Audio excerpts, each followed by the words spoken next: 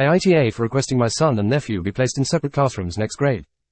My son and my nephew are both 6 years old and were placed in the same class at the start of this year. My sister has loved it for my nephew.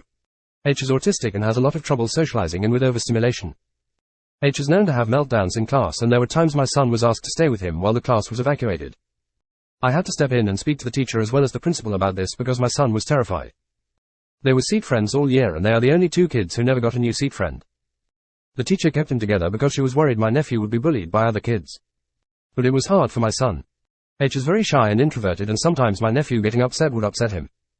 My son was also used to supply my nephew with pencils and other tools when my nephew would break them. My sister was so happy they were together. My son was miserable and I hated seeing him that way. My sister went to the school a month ago and requested they be kept together next grade. She mentioned it in passing during a family barbecue. I asked her why she did this and she told me it's working great for my nephew. I told her it wasn't working out great for my son, and while I love my nephew, I don't want my son to feel like he always has to be responsible for his cousin. She told me I should think of the greater good and encourage them to stay together. I went to the school afterward and requested the boys be placed in separate classrooms next grade.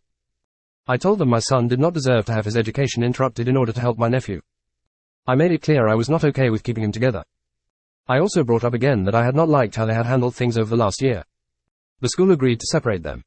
We got notified of the classrooms and teachers last week. My sister was furious when she realized they were separated. She asked how I could do that to my nephew. I should think of the impact this will have on him. I told her I love my nephew. Always have. But I need to look out for my son.